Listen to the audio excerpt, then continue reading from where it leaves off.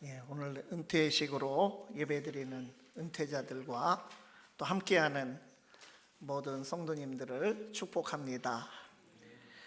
은퇴식을 하나님 앞에 거행하게 되기에 교회의 시무직에서 은퇴 이후의 신앙생활은 어떻게 되어야 할 것인지 오늘 은혜, 지혜, 자해의 삶이란 제목으로 말씀을 나누고자 합니다.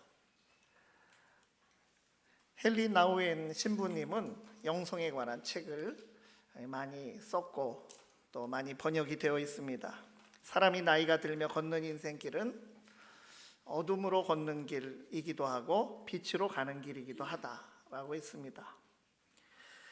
인생을 바라볼 때 행동과 소유의 관점으로 본다면 생산 현장에서 은퇴하고 또 기여하는 업적도 아무래도 줄어들게 되고 경제적인 부분도 축소가 되다 보니까 어둠의 길이라는 생각이 들 수도 있을 것입니다. 그러나 존재의 관점에서 바라보면 나이가 들수록 하나님과의 친밀한 관계에서 위로와 치유를 경험하는 빛의 길이 될 수 있다라고 하는 통찰입니다. 헨리 나우엔은 나이를 먹어도 인생길이 빛의 길이 되기 위해서는 희망의 연습을 해야 한다고 말합니다. 그래서 우리가 소원을 비는 삶을 살 것이 아니라 희망을 발견하는 삶을 연습하는 것이 중요하다는 것입니다. 그래서 소원을 비는 것은 소유에 집착하는 습관이 더 강해지게 하지만 희망을 발견하는 삶은 생명, 존재 그 자체를 즐거워하게 된다고 이야기합니다. 그래서 중년기에서부터 크고 작은 모든 순간에서 희망을 발견하는 연습을 해야 하고, 그래야 나중에 소유나 영향력이 점점 축소하는 순간들이 온다고 해도 희망을 경험할 수 있게 된다고 합니다. 그래서 우리도 살아갈수록 희망을 발견하며 희망을 경험하게 되기를 바랍니다.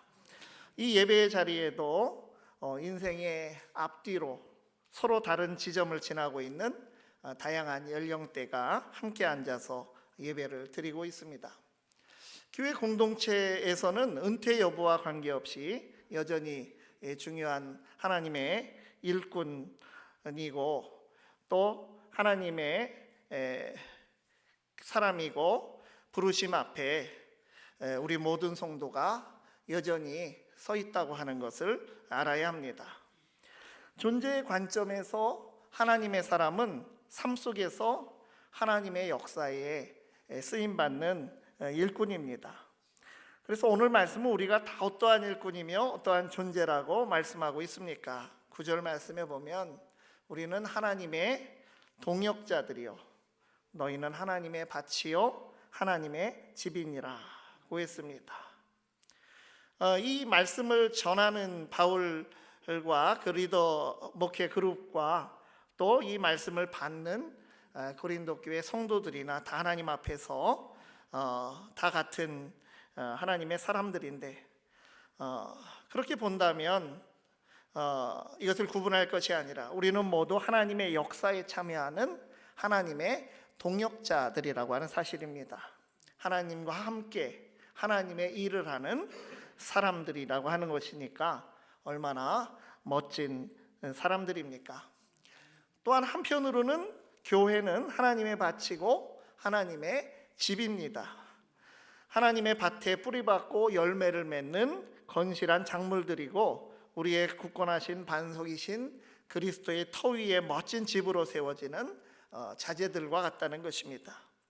종합하면 하나님께서 하나님의 역사를 밭을 가꾸듯 집을 세워가듯 여전히 우리를 통해서 이루어 가시는 것입니다.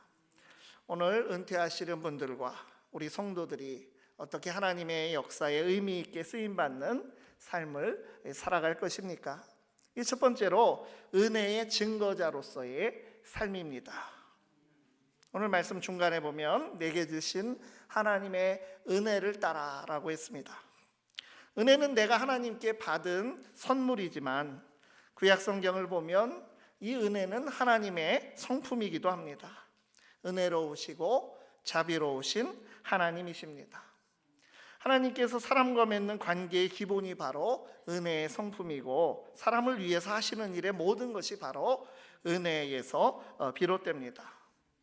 우리는 예수님을 통해서 하나님과 은혜의 관계가 되었습니다.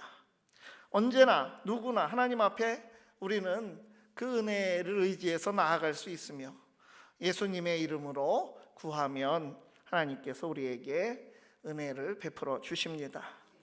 은혜를 구하는 인생도 되고 은혜에 감사하는 인생도 우리가 살아가는 것입니다. 우리가 받은 은혜의 내용이 무엇입니까? 신약성경에 잘 나와 있습니다. 은혜는 보상으로 대가로 주어지는 것이 아니라 전적으로 값없이 주시는 하나님의 선물입니다. 은혜의 내용은 하나님이 주신 구원이 가장 핵심입니다. 또한 사명이고 직분이 우리에게 주신 은혜입니다. 우리가 가진 힘이나 조건 때문에 주시지 않고 하나님의 은혜로 교회를 섬기라고 우리에게 주신 것입니다. 그러므로 그리스도의 몸된 교회를 섬기는 은혜를 주셨음에 감사하고, 또 우리가 이 은혜를 받은 그 선물에만 머물지 말고 더 나아가 은혜를 나누고 증거하는 삶을 살아가야 합니다. 무엇보다 은퇴자가 되었다고 하는 것은 기본적으로 공식적으로 그래도 긴 인생을 살아왔다 인정해 주는 것입니다. 그러니 살아온 은혜의 인생길을 돌아보면서 하나님의 은혜를 기억해내며 감사하며, 또 따라오는 세대들에게 먼저 경험한 풍성한 은혜의 증거자들이 되시기를 바랍니다. 우리가 한 사람도 예외 없이 어느 순간에는 이 땅을 떠나게 될 터인데 무엇으로 남을 것인가를 우리는 생각해 보게 됩니다. 그래서 우리 말 옛말에는 호랑이는 가죽을 남기고 사람은 이름을 남긴다는데, 성도는 이미 천국의 이름이 새겨져 있기 때문에 이 땅에 우리가 떠나는 자리마다 은혜가 남아있기를 바랍니다.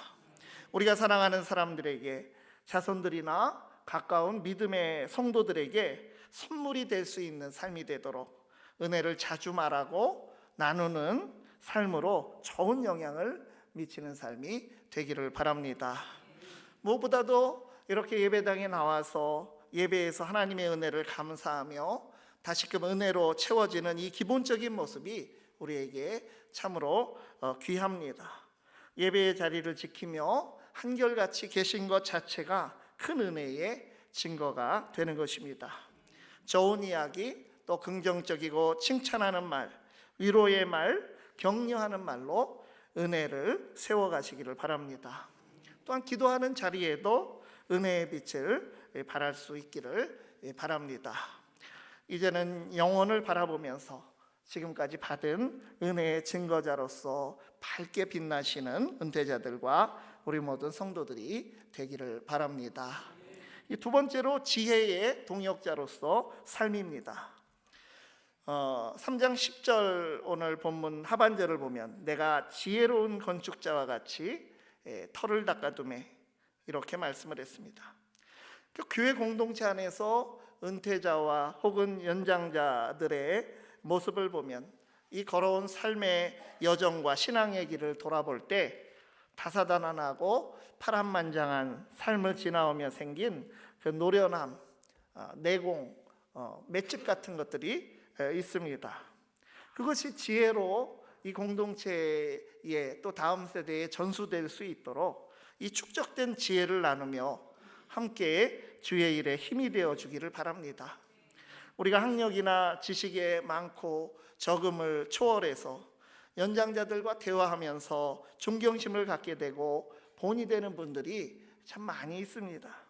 최신 정보나 그에 반응하는 민첩함, 이런 것들은 아무래도 젊은 층이 더 있겠지만, 그런데도 젊은 층이 따라갈 수 없는 지혜의 내공을 연장자들은 어느새 다 갖추고 있습니다. 구약 성경을 보면 지혜의 기초는 하나님을 경외함에 있습니다. 하나님을 경외한다는 것은 하나님을 존중하여 하나님의 뜻에 맞는 것을 뜻에 맞지 않는 것을 하지 않는다라고 하는 것인데, 바로 죄로부터 떠난다는 것입니다. 그래서 성경이 말하는 지혜는 하나님의 말씀을 따라 사는 것, 즉 하나님의 뜻을 깨닫고 삶 속에서 실천하는 것을 포함하는 말이 지혜라고 하는 말입니다. 그러므로 하나님의 뜻을 따라 살면 승리하는 것이고, 그렇지 않으면 망하는 것입니다. 그래서 이 지혜, 삶의 지혜는 그것입니다. 지혜의 동역자가 된다는 것은 하나님의 일을 하면서 하나님을 경외하는 것에서 시작되고, 그 울타리를 벗어나지 않는 정도를 걷는 것이 무엇인지 본을 보이는 지혜로운 길을 먼저 터득한 감각으로 앞장서서 걸어가는 것을 의미합니다. 신약 성경을 보면 바울 사도는 지혜가 예수 그리스도이시다라고 하는 것을 증언합니다. 지혜가 성육신하신 그리스도입니다. 그래서 바울은 십자가의 말씀이 지혜다라고 했습니다. 십자가에서 인류를 구원하신 하나님의 놀라운 지혜가 은혜와 함께 나타났기 때문입니다. 십자가를 보면 얼마나 은혜롭고 또한 지혜롭습니까? 십자가를 지신 그리스도는 구원하시는 하나님의 능력이며 동시에 하나님의 지혜입니다. 그러므로 그리스도를 믿어야 합니다. 지혜는 행함이 있는 믿음으로 이끌고, 지혜는 마지막 때 구원에 관한 하나님의 비밀을 알게 하는 것입니다. 열심히 산전수전 겪으며 믿음을 지키며 신앙생활을 해온 어른으로서 영적 분별력을 교회를 위하여 땅에 묻어두지 말아야 합니다. 우리 은퇴자들이 교회 전체의 지혜의 빛을 비추는 지혜의 동역자들로 힘이 되어 줄 수 있기를 바랍니다. 세 번째로 자해의 실행자로서 삶입니다. 마지막 이 자해라고 하는 말 자체는 우리 성경에 등장하지는 않습니다. 해자로 은유를 맞추려고, 라임을 맞추려고 지금 은혜, 지혜에 의해서 자해라고 하는 말을 쓴 것이지, 사실은 사랑과 같은 말입니다. 자해의 자자는 사랑 자자입니다. 사랑과 자비의 은혜를 베품을 뜻합니다. 사랑의 실행자를 말하는 것입니다. 그리스도는 어떤 분이십니까? 사랑의 주님이십니다. 그리스도인들은 주님의 사랑을 경험한 사람들이므로 사랑의 삶을 실행하며 살아가는 사람들입니다. 그리스도인들이 누구인가에 대해서 골로새서 3장의 말씀은 하나님이 주신 좋은 옷을 입고 사는 사람들이다, 이렇게 말씀을 했습니다.